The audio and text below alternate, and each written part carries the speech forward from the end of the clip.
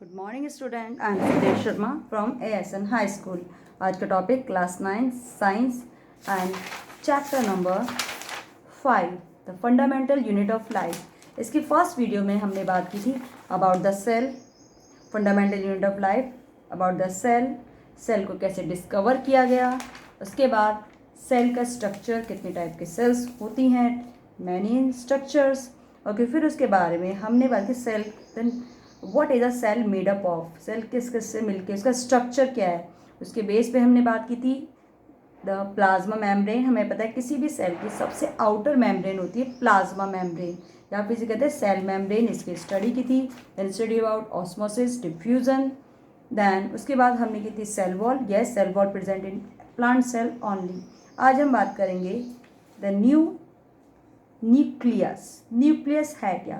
जैसे कि human body की बात करें, ह्यूमन बॉडी में पूरी बॉडी को कंट्रोल करता है हमारा ब्रेन, उसी टाइप से एक सेल को कंट्रोल करता है न्यूक्लियस।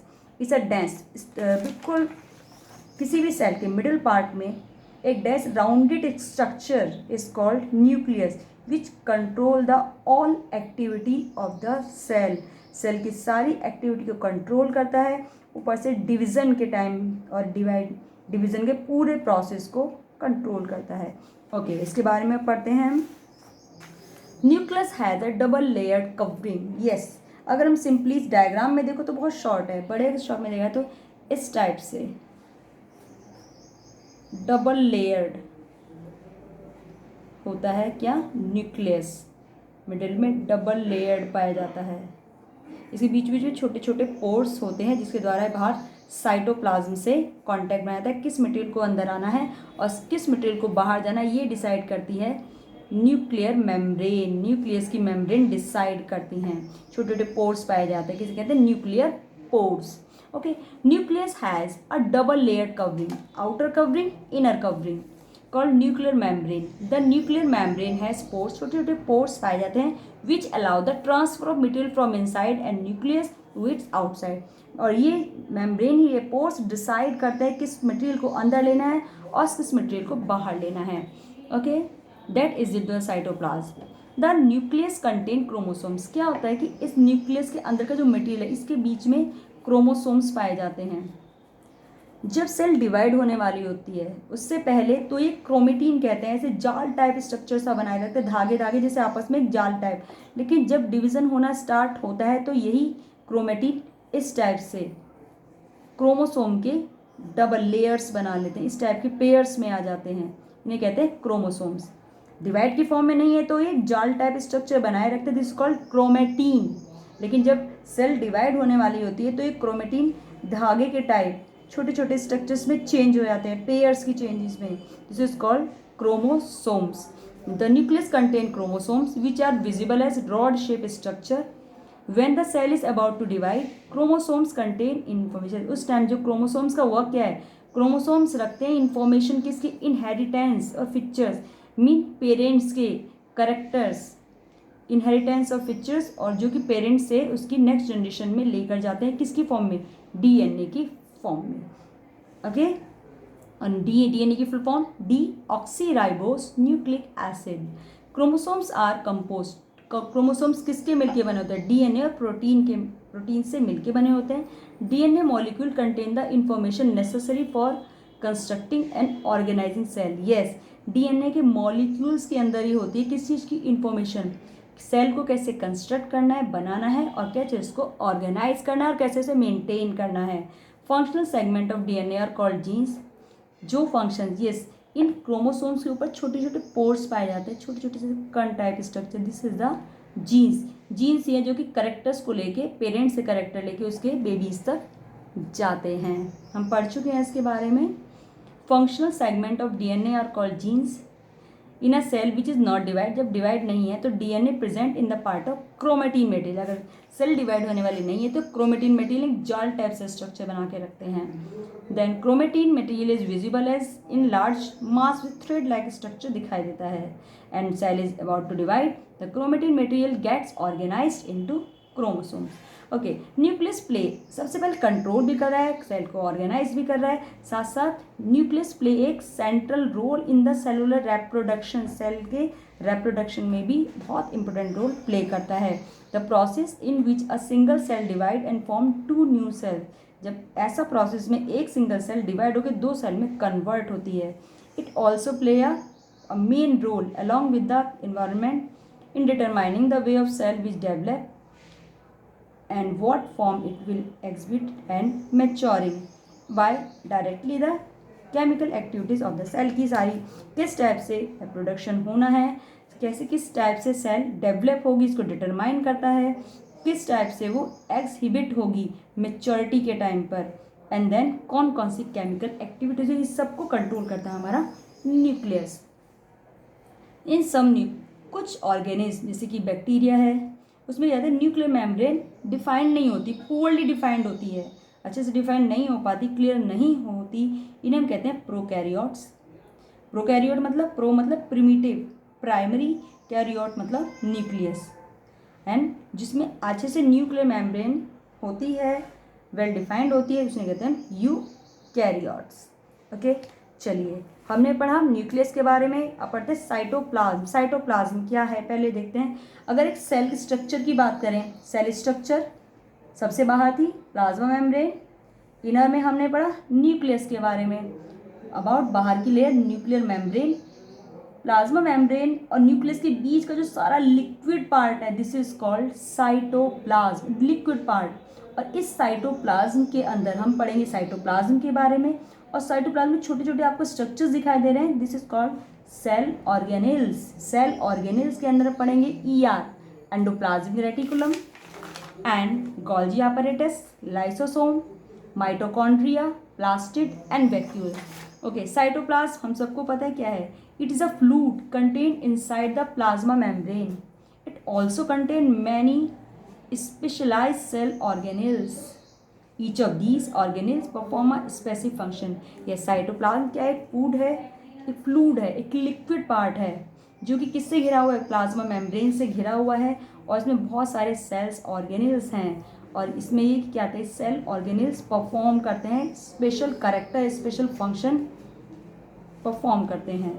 ओके, हर एक सेल ऑर्गेनेल्स, ये सेल के जो पार्ट हैं वो इनक्लोज हैं किससे, एक मेम्ब्रेन, सब सेपरेट हैं। चलिए फर्स्ट सेल ऑर्गेनेल्स की बात करते हैं। Each cell has a membrane around it to keep its own content separate from the external environment, need a lot of chemical activities to support their complicated structure and function. हर cell organelles के पास अपना एक अलग membrane है जो कि उसको साइटोप्लाज्म से दूसरे ऑर्गेनेल से सेपरेट करता है, और हर सेल ऑर्गेनेल्स का एक अलग फंक्शन है, उसका एक अलग करेक्टर है। ये सेल ऑर्गेनेल्स हम नेक्ड आई से नहीं देख सकते, these are visible only with an electron microscope से हम इसे देख सकते हैं। ओके, चलिए अब एक के बाद एक कुछ सेल ऑर्गेनेल्स के बारे में बात करते हैं। First is endoplasmic reticulum, short form में कहते हैं इसे ईआर। अगर हम डायग्राम को फोकस करें तो इसमें सेल न्यूक्लियर मेम्ब्रेन के चारों ओर ये कुछ प्लेट्स लाइक स्ट्रक्चर दिखाई दे रहे हैं, प्लेट्स लाइक जैसे कि एक के ऊपर एक प्लेट इस टाइप से रखी हुई है, these are called endoplasmic reticulum. पहले हम डायग्राम के थ्रू समझते हैं फिर उसके बाद पढ़ते हैं। This is are the endoplasmic reticulum, ये भी दो टाइप की पाई जाती है, SER smooth endoplasmic reticulum, second is RER rough endoplasmic reticulum. इनके अकॉर्डिंग, नेम के अकॉर्डिंग इनके फंक्शन भी अलग अलग होते हैं। चलिए पढ़ते हैं। Endoplasmic reticulum is a large network, इसमें मेम्ब्रेन बाउंड ट्यूब्स, छोटी ट्यूब्स है मेम्ब्रेन से घिरी हुई हैं, उनके ऊपर एक सेक लाइक स्ट्रक्चर से ट्यूब शीट इस टाइप से एक membrane bound tubes and sheets का एक नेटवर्क है। ये ऐसे दिखाई देते हैं, इस लुक लाइक लॉन्ग ट्यूब्यूल्स और राउंड और ऑब्लॉन्ग बैग, एक बैग्स बने हुए हैं। These are to type ER दो टाइप की होती है, RER rough endoplasmic reticulum and SER smooth endoplasmic reticulum. RER look rough, RER rough क्यों दिखाई देती है, because it has a particle, इसमें पार्टिकल पाया जाता है, दिस इज द राइबोसोम्स जो अटैच रहता है इसके सरफेस से, दिस टाइप अगर ये इस बात करते हैं एंडोप्लाज्मिक रेटिकुलम की, तो इसके ऊपर इस टाइप से छोटे छोटे से पोर्स, छोटे छोटे कण मॉलिक्यूल्स पाए जाते हैं, इसका था राइबोसोम्स। इसी कारण ये ऊपर का सरफेस इसका रफली दिखाई देता है। The ribosomes are the site, ribosomes का वर्क क्या है? These are the sites of protein manufacture, यहाँ पर प्रोटीन का मैन्युफैक्चर या प्रोटीन बनाया जाता है। आपको पता है हमारी बॉडी का सबसे मेन पार्ट क्या है? प्रोटीन ही तो है। प्रोटीन से हमारी पूरी बॉडी मिलके, प्रोटीन से ही पूरी बॉडी बनी हुई है, इसलिए उसका मैन्युफैक्चर कहाँ होता है? By the ribosomes. Okay, the manufacture protein are then send to various places in the cell depending on need. जहाँ पे सेल में प्रोटीन की नीड होती है वहाँ से राइबोसोम्स के द्वारा तो मैन्युफैक्चर होता है किसका? प्रोटीन का, ER एंडोप्लाज्मिक रेटिकुलम में, और फिर उस प्लेस पे भेजी जाती है जहाँ उसकी नीड होती है। SER, अब आपने पढ़ा अभी RER के बारे में, अब पढ़ते हैं SER, स्मूथ एंडोप्लाज्मिक रेटिकुलम का क्या वर्क है? Help in the manufacture of fat molecules. भाई RER करती है प्रोटीन के मॉलिक्यूल्स को मैन्युफैक्चर, और SER करती है फैट मॉलिक्यूल्स या फिर लिपिड के मैन्युफैक्चर को में हेल्प करती है, जो कि किसी भी सेल फंक्शन के लिए बहुत ज़्यादा नीड होते हैं। Yes, RER ribosomes need for protein manufacture. Okay, SER manufacture of fat molecules and important for cell functions. Okay, some of these protein and lipid help in building the cell membrane. The process is known as membrane biogenesis. Some other proteins and lipids function as कुछ जो lipid है, proteins हैं, कुछ क्या करते हैं? Building cell की build करने में, सेल मेम्ब्रेन को बिल्ड करने में हेल्प करते हैं। कुछ करते हैं प्रोटीन और लिपिड का फंक्शन होता है एंजाइम्स और हार्मोन्स बनाने में। आपको पता है एंजाइम और हार्मोन्स क्या होते हैं? Enzyme are the secretion, enzyme and hormones are secretions of the gland. पर एंजाइम्स की वर्किंग क्या है? फूड के कॉम्प्लेक्स सबस्टांस को सिंपल सबस्टांस में चेंज करना। Hormones are also chemical substance which is, ये क्या होता है? ऐसे सबस्टांस है जो क्या करते हैं? बॉडी की पूरा मेंटेन कंट्रोल करते हैं, सिक्रीशंस हो जाएं जो बॉडी के फंक्शंस को, ऑर्गन्स के फंक्शन को कंट्रोल करते हैं। Okay, although the ER varies gently in the appearance in different cell, it always form a network system. चलिए, वन फंक्शन ऑफ ER2, एक ER का फंक्शन था transport of material between various region of the cytoplasm. ER also function as a cytoplasm framework providing a surface of some of the biochemical activities. भाई देखो, सबसे पहले ER का work क्या हो गया? सबसे पहले RER के अकॉर्डिंग वर्क क्या था इसका? प्रोटीन को मैन्युफैक्चर, बॉडी बिल्डिंग में पार्टिसिपेट करना, उसमें हेल्प करना। सेकंड है स्मूथ एंडोप्लाज्मिक रेटिकुलम, फैट और लिपिड्स की फॉर्मेशन, जिससे कि सेल फंक्शन में इम्पोर्टेंट है। ओके, चलिए अब इसकी बात करते हैं गोल्जी एपरेटस। अब पता है गोल्जी एपरेटस भी सेम एंडोप्लाज्मिक रेटिकुलम की तरह ही होता है। कभी कभी तो माना जाता है कि शायद गोल्जी एपरेटस एंडोप्लाज्मिक रेटिकुलम से ही बना है। गोल्जी एपरेटस इसको फर्स्ट डिस्क्राइब किया था कैमिलो गोल्जी, उन्हीं के नाम पर इसको गोल्जी एपरेटस नाम रखा गया। इसमें भी क्या है? बिल्कुल एंडोप्लाज्मिक रेटिकुलम की तरह मेम्ब्रेन बाउंडेड वेसल्स हैं, मेम्ब्रेन बाउंडेड वेसल्स है, और एक दूसरे स्टैक चट्टे की तरह एक दूसरे के ऊपर सेम वैसी ही हैं। और एक स्टैक को बोलते हैं सिस्टर्नी। दीज मेम्ब्रेन ऑफ्टन है connection with the membrane of ER। ये क्या है? सिस्टर्नी क्या है? मेम्ब्रेन है जो कि एंडोप्लाज्मिक रेटिकुलम से कनेक्शन रखती हैं, उससे बने होते हैं, एंड देयरफॉर ये भी कंस्टिट्यूट करती हैं एक another portion of a complex cellular membrane system. The material synthesize. अब देखिए, एंडोप्लाज्मिक रेटिकुलम में तो मटेरियल सिंथेसाइज होता है, सिंथेसाइज मतलब प्रोडक्शन होता है, उसको डिस्पैच, उसको पैक करना। जैसे कंपनीज नहीं होती, कंपनीज में जो मटेरियल बना रही है वो तो मशीन्स बना रहे हैं, लाइक एंडोप्लाज्मिक रेटिकुलम, उसको डिस्पैक करना और उसे डिस्पैच करना पीपल्स का वर्क है, वो वर्क किया जाता है यहाँ पर गोल्जी एपरेटस के द्वारा।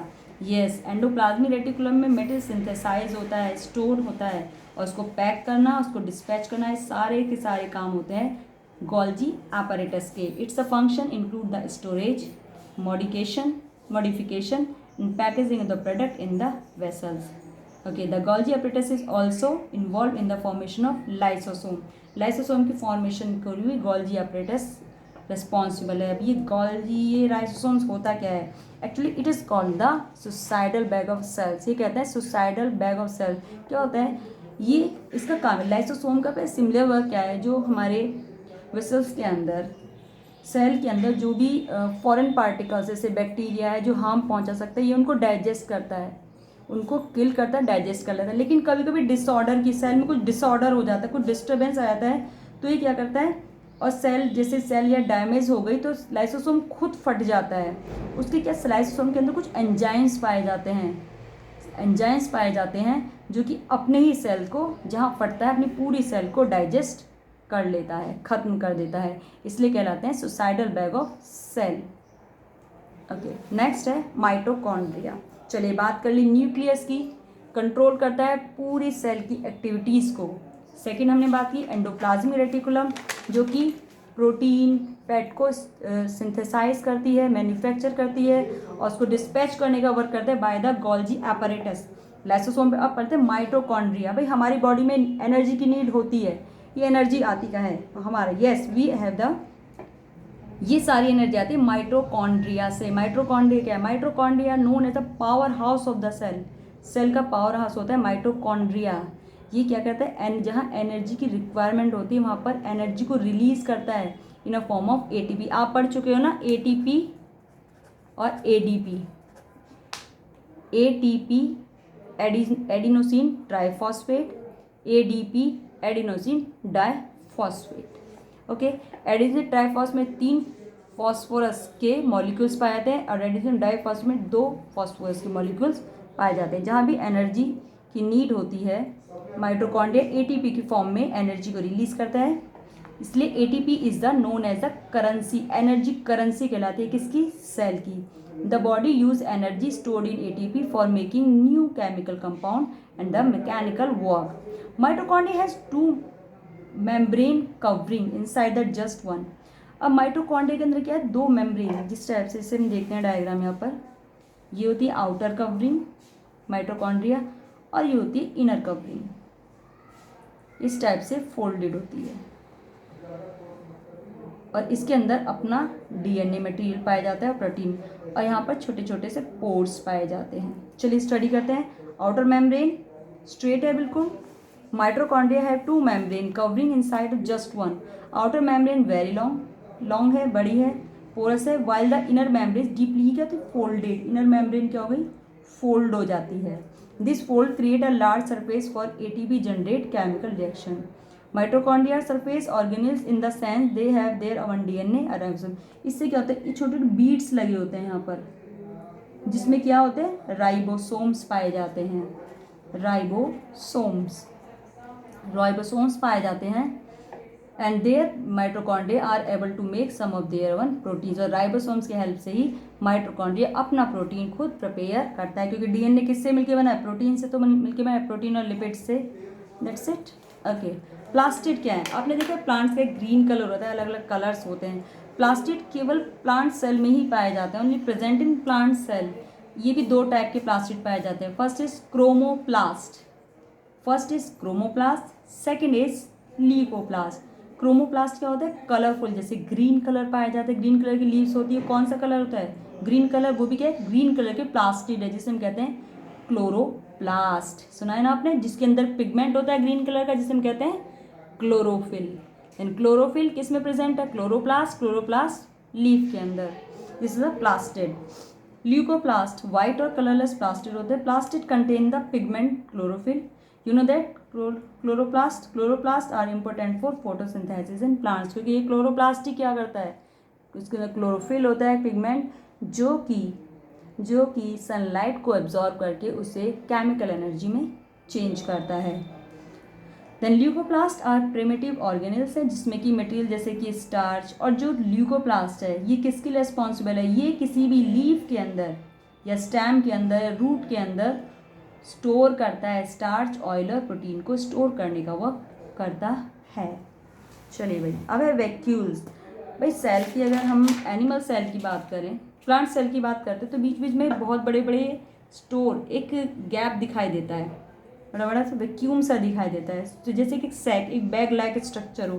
वैक्यूल्स आर स्टोरेज साइड, जैसे भर के नहीं रख देते सामान को थैले में, इस टाइप से स्ट्रक्चर सेल के अंदर पाया जाता है। इसमें या तो कोई सॉलिड मटेरियल या लिक्विड मटेरियल दोनों पाए जा सकते हैं। Vacuoles are very small in animal cells. Animal cell में क्या बहुत छोटे छोटे होते हैं, जबकि प्लांट सेल में बहुत बड़े हो सकते हैं। Plant cell vacuoles are full of cell sap and provide turgidity and rigidity to the cell. Many substances important in the life of are stored in vacuoles। Amino acid, sugar, बहुत सारे acids है, proteins हैं, ये सारे के सारे किसमें, vacuoles में स्टोर होते हैं। सिंगल सेल में जैसे कि अमोइबा होते हैं, फूड वैक्यूल में बहुत सारे फूड आइटम स्टोर होते हैं। अमोइबा से कंज्यूम करते हैं, पहले पढ़ चुके कैसे कंज्यूम करता है। Some unicellular organism special vacuoles रखते हैं, also play important role in expelling excess water. बहुत सारे क्या होते हैं ऑर्गेनिज्म में, यही वैक्यूल से ही क्या करते हैं, एक्सेस वाटर को एक्सपेल बॉडी से बाहर निकाल देती हैं और सम वेस्ट मटेरियल को बॉडी से बाहर निकालने का वर्क करती हैं। इसलिए ईच सेल, दस हर सेल एक्वायर करती है अपना एक स्ट्रक्चर, अपना एक उसका अलग फंक्शन होता है। इसलिए सेल को कहते हैं basic structural and fundamental unit of an organism और द लाइफ। ओके भाई, ये आपको इन्हें स्टार्टिंग से लास्ट तक पूरा पढ़ना है और साथ लाइक करना है, जिससे हमें पता चले कि हाँ आपने इस क्लास को अटेंड किया है। Thank you so much, have a nice day.